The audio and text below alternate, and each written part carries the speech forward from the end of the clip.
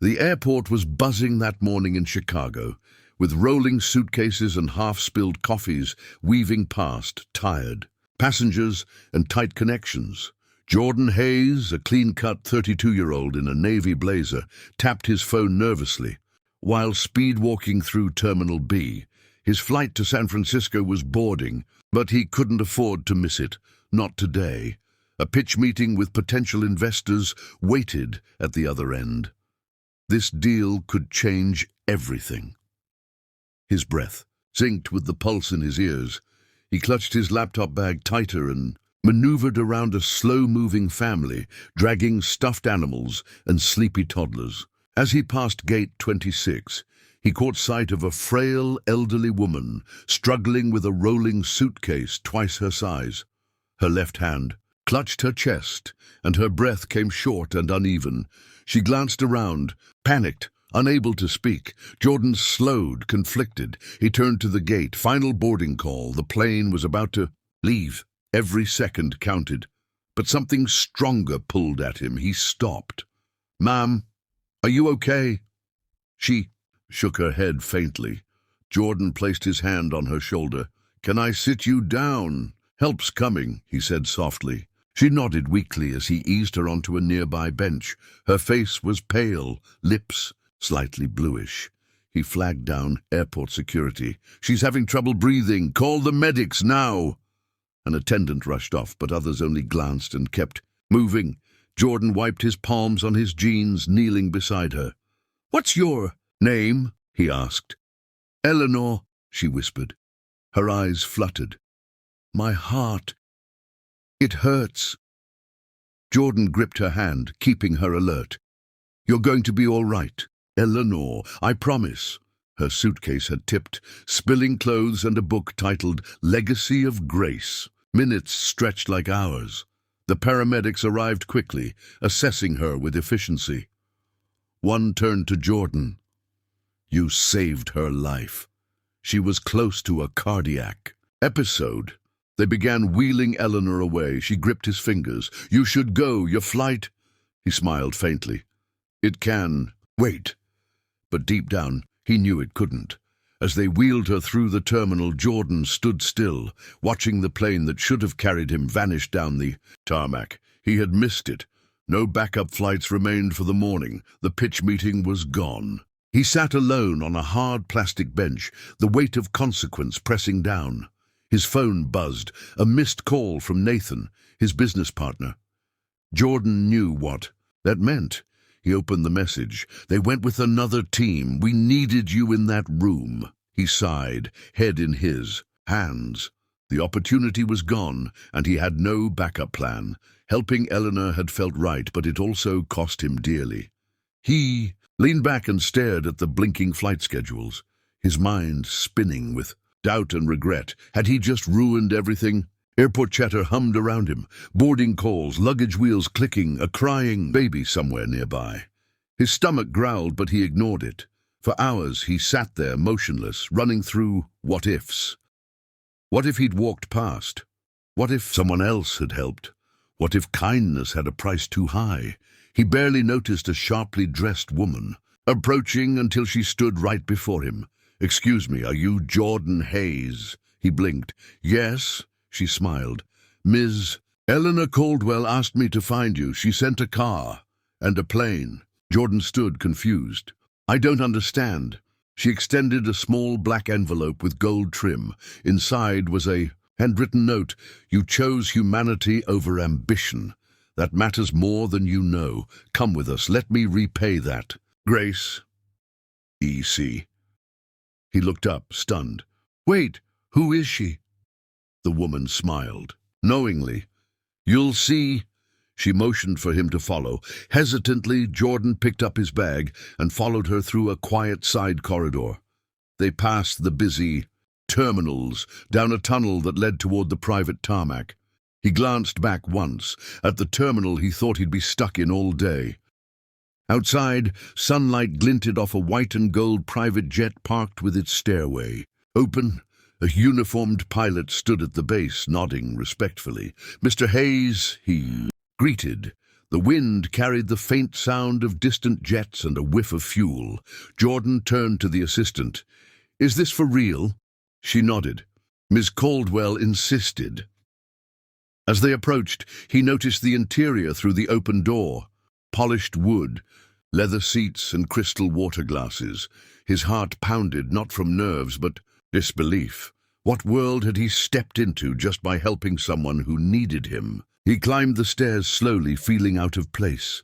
Inside, the cabin smelled of lavender and aged leather. Seated near the front was Eleanor, now wearing an oxygen tube and a light blanket over her knees. But her posture was stronger and her eyes bright. "Jordan," she said warmly, "come sit." He obeyed, taking the seat opposite her. "You didn't have to do all this," he said.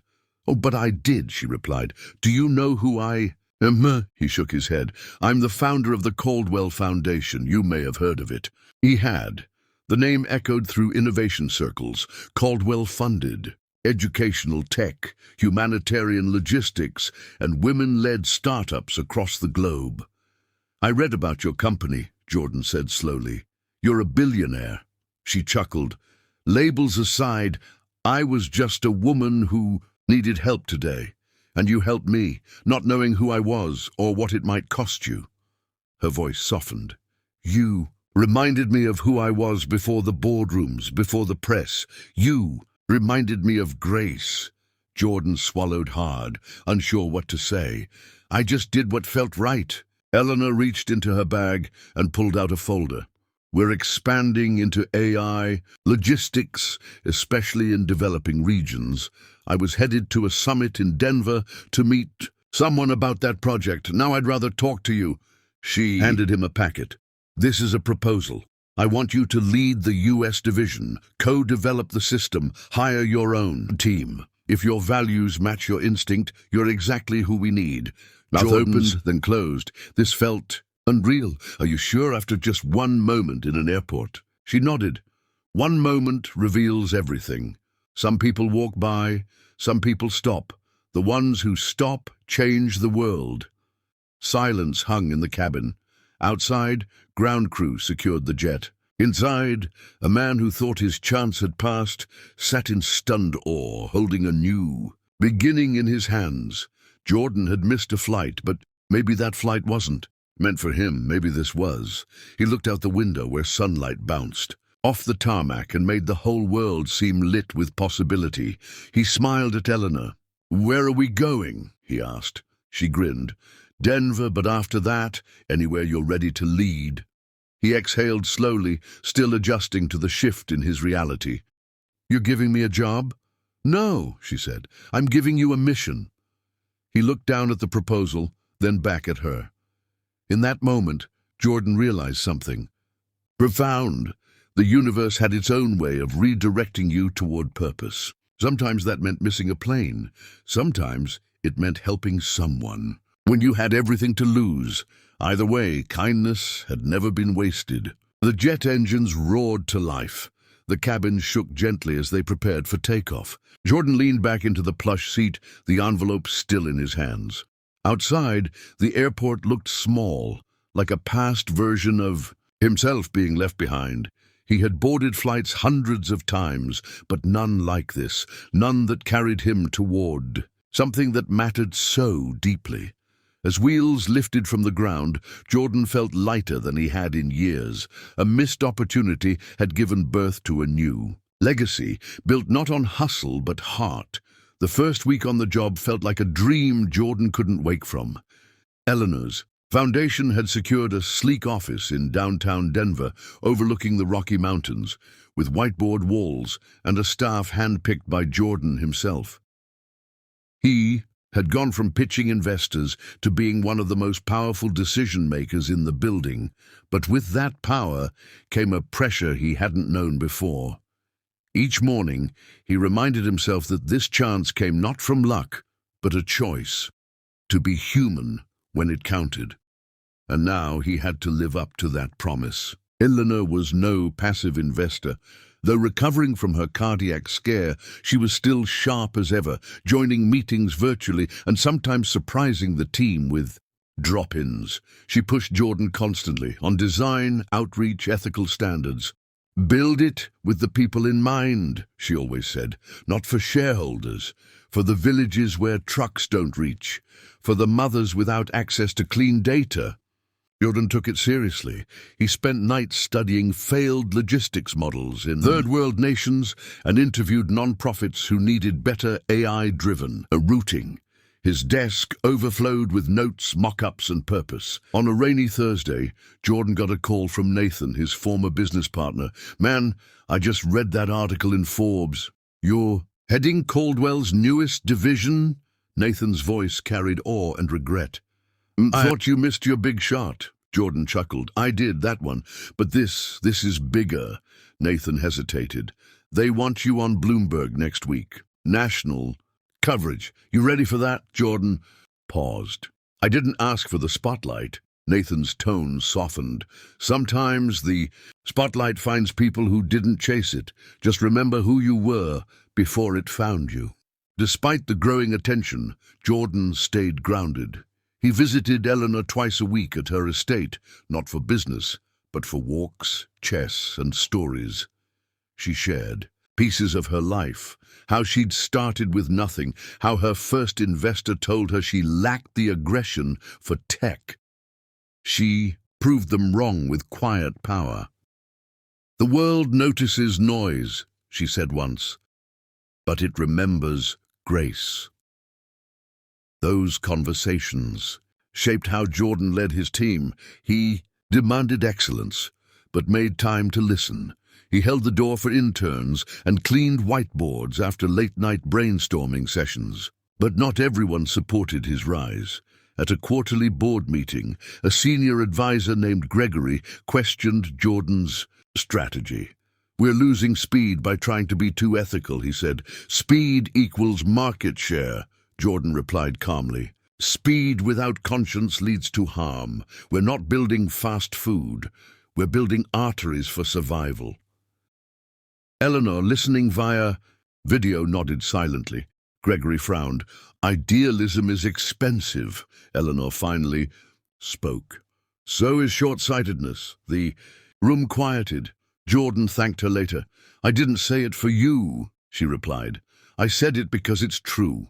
Keep going." 1 month later, Jordan and his team launched a pilot program in rural New Mexico, testing their AI routing software for emergency medicine deliveries. Drones equipped with their tech carried insulin, EpiPens, and prenatal vitamins to clinics that previously waited days for deliveries. The results were staggering. Clinics reported 62% faster arrivals and better tracking. Local news ran a feature. Eleanor called Jordan, voice trembling. "This is what I dreamed of when I was your age. You've made it real." Jordan smiled. "You gave me the map. I just followed it." That night, he sat in his apartment watching the drone footage on his phone. The sun set over desert terrain as a drone lowered gently outside a small clinic. Nurses clapped, one wiping away tears. Jordan thought of Eleanor in the terminal that day, pale and clutching her chest. What if he hadn't stopped? What if he'd chosen his flight? The thought haunted and comforted him all at once. Life had strange ways of testing who we are, and sometimes it only gave you one shot to prove it. The next morning brought a shock. Jordan arrived to a voicemail from Eleanor, assistant. "She's in the hospital again. She's asking for you." He dropped everything and rushed to the private clinic where she was being treated. When he entered her room, Eleanor looked tired but smiled. "You again?" Jordan sat beside her, gripping her hand. "How bad?" She exhaled. "Not the worst, not the best. I just wanted to see the person who made my risk worth it." Tears stung his eyes. "You gave me everything." She shook her head. "No, you gave it meaning." She passed away 3 weeks later. Her funeral was small per her wishes. No media, no flash, just those who knew her heart. Jordan stood beside her casket, remembering her words, her strength. The tech world lost a pioneer. He lost a mentor. In her will, Eleanor left Jordan something unexpected. Full control of the logistics division, now renamed Graceline, and a private letter. It read, "Make this work not just efficient, but beautiful. Help quietly. You'd lead loudly, and when in doubt, choose the kind thing even when it hurts. It's always worth it." After her passing, Jordan poured himself into the work. The second rollout extended Graceline into Appalachia and inner city. Clinics in Detroit. Funding doubled after a feature on 60 Minutes captured his emotional story. Investors approached him, but he remembered Eleanor's warning. Don't sell your soul for capital. He didn't. Instead, he turned down the loudest buyers and partnered with hospitals and non-profits who matched their mission.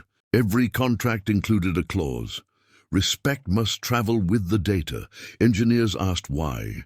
Jordan said, because every line of code should carry intention. By year's end, Graceline had reached 6 countries. Jordan gave a TED Talk that went viral. When kindness misses a flight, millions watched. He didn't speak like a CEO. He spoke like a man who almost gave up. "I thought I lost everything by helping someone," he told the audience. "I didn't realize I was gaining something far greater. My flight left, but my purpose stayed." The crowd rose in applause. Backstage, he cried silently, not for attention, but because he finally understood what Eleanor had seen in him that day. He returned to Chicago often, always passing Terminal B. Once, while waiting for a layover, he stood near Gate 26 watching the crowd pass. He spotted a young man walking fast, earbuds in, eyes on the gate. Ahead, nearby, an elderly man dropped his carry-on and winced. The young man paused, looked torn. Jordan watched with held breath. Then the man stopped, bent down, and helped. Jordan smiled. That one choice, that single flicker of conscience, it was still alive. Kindness was still traveling. He boarded his plane with a full heart. At a charity gala the following spring, Jordan unveiled a new initiative under Graceline, the Eleanor Grant, a fund for young professionals who leave their path to help others and need a new beginning. It offered mentorship, startup capital, and travel opportunities to serve underprivileged communities using tech.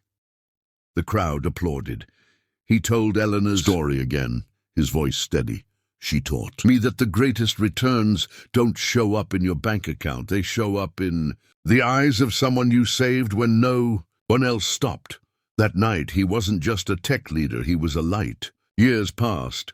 Jordan aged, married, and raised 2 daughters. But the story of that airport encounter lived on. His daughters knew it by heart. "Tell us again, Daddy," they'd say, and he'd tell it. How a flight missed became a life found. How a stranger's pain unlocked a stranger's purpose. How the smallest choices became the loudest echoes. In a world chasing speed, one man chose stillness. And in that stillness, grace found him and gave him wings far stronger than any jet ever could.